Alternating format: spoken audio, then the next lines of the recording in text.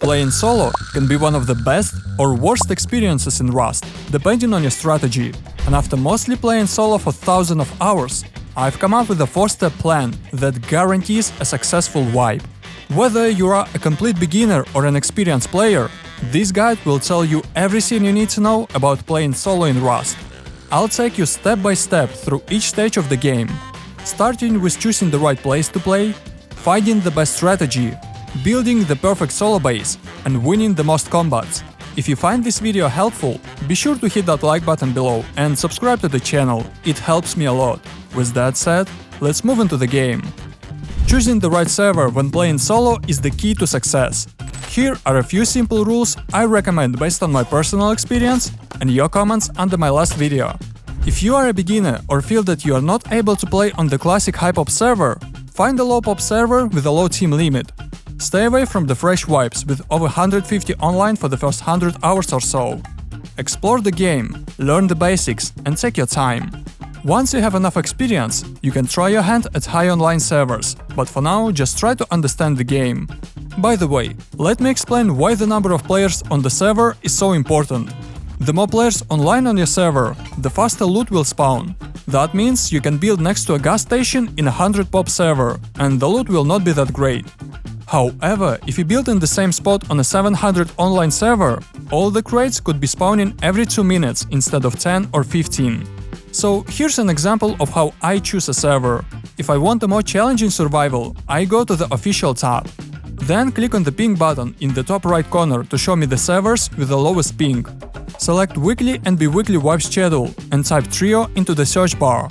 Then I choose the server with the highest online. If I want chill survival, I go to the modded tab and follow the same steps.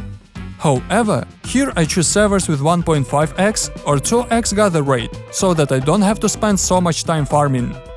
Now that you have chosen a server and spawned on the beach, the first thing you need to do is choose the right strategy. When playing solo, there is more pressure to be time efficient, so you have to act immediately. Here are the most important and common ways to progress in Rust. The first one is slow and steady, low-risk farming. This may be a little slower than other methods, but you're almost guaranteed to make progress with a minimal risk. This method is ideal for beginners who are not very good at the game yet. The main rule you need to follow is not to farm too many resources, as they can easily be taken away from you. If you don't have a base yet, place a shelter to save your loot and go build your main base. If you can't place a shelter, make some stashes and hide them. The main thing is not to run around the map with a full inventory of loot. The second method is high-risk farming.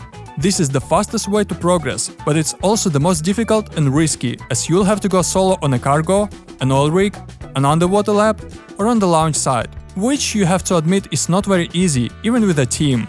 This method is definitely not for beginners, but if you want to try it, you can first practice this on special servers or create your own local server. There are tons of videos on YouTube on how to do this. Also, be sure to check out my oil rig guide. There is a lot of information that you will definitely find useful. And finally, my favorite method – snowballing. This just means you're skipping the whole progression by killing players that farm for you. All you have to do is craft a bow and just run around the map looking for other players. Once you come across a loaded guy, farm some wood to build a 1x1 or 2x1 and keep snowballing until you get a weapon.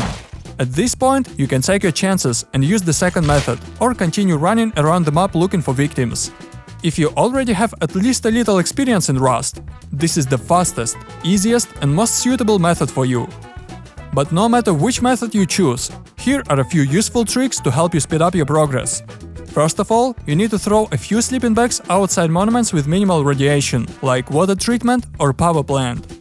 Every time you die somewhere, instead of spawning at home, spawn on one of these bags and try to do a quick naked loot run around the monument. You might get lucky and find some really valuable loot or even weapons. Also, don't forget about safe zones. Now you can place your TC next to the safe zone and pick up all the other people's sleeping bags around you, and then recycle them into cloth or use them yourself. If you come across a loaded guy and you don't have a base yet, you can save your loot in the safe zone. You will have about 20 to 40 minutes to build a base before your backpack disappears. If you have some components in stone, you'll be able to recycle them and buy some wood from the vending machine to craft a crossbow, nail gun and clothes. With this set, you will find it much easier to continue snowballing than to run around with just a bow. You can also try to steal loot from other players who like to build compounds. But you have to be especially careful here, or you won't succeed. And finally, my favorite. If you keep getting killed and nothing works for you, break a few bottles, recycle the components and make a yoga. Find some poor guy's base and wait. If you're lucky, you'll get pretty rich. And you can do the same on the low-tier monuments next to the recycler if you can't find a base online near you. You have to understand that whatever strategy you choose, it needs to have the right payoff. So if you've already spent some time on one of these strategies and it's not working for you, maybe it's time for a strategy change. Now let's talk about the best place to build a base and what kind of base you should build if you are playing solo. Since you are playing on a trio server with no clans, the smart decision is to build in a tier 3 or tier 2 zone, near launch site or water treatment for example. Here you'll have a much lower chance of running into nakeds with yogas, and there's a lot more loot here. It would be ideal to build in a place between several monuments. That way, you'll be able to choose where to go, depending on how competitive those monuments are. If all the good spots are taken, just build next to the road, so you always have a chance to farm components. As for the base itself, you can build whatever you want, be it a 2x1, 2x2, circle, star, triangle, it doesn't matter. The most important thing is to follow the basic rules for solo bases. First and most importantly, never keep all your loot in one place. This way you won't lose all your loot during an offline raid, and when you get an online raid, you'll be able to move loot from one part of your base to another. Otherwise, if you see that you won't be able to defend your base, just remove the door, put metal shopfront instead of this door, and enjoy the reaction of your enemies. Also, make sure to put an external TC in any way, even if it's not a part of your base design. First, it will prevent your base from being sealed, even if your enemies get access to the main TC. And second, it will reduce the chance of a raid, because such a base is much easier to defend. And of course, don't forget about the various bunkers, shooting floors, extra sleeping bags around your base with hidden stashes, and things like that. All of these will increase your chances of defending your base. But what will increase your chances even more is knowing how to properly approach PvP when outnumbered. If you want to fight other players or teams and always come out on top, you don't need good aim. It is much more important to take a position that is good for you. Don't pick twice from the same spot and keep moving all the time. Your ultimate goal is to keep moving, so that fighting a group becomes a series of 1v1s, ideally where you get the first shot.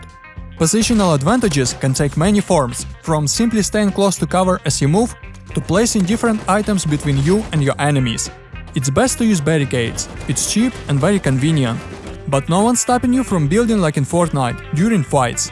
After you win the fight, don't rush to loot your enemies. Take passes over the body first, just in case someone is camping it. Then look what you need. If there is still a fight going on, it's better to wait, or leave without risking wasting your set. Think for yourself what is better, to take out a few enemies but not touch them to save your loot, or to die from some random shot and lose everything.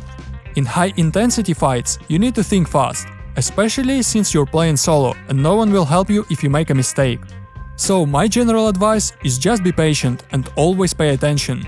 And remember, it's just a game, so don't take it too seriously. If you find this video helpful, be sure to hit that like button below and subscribe to the channel, it helps me a lot. And if you want to learn more about Rust, then here are 15 secrets in Rust that 99% don't know.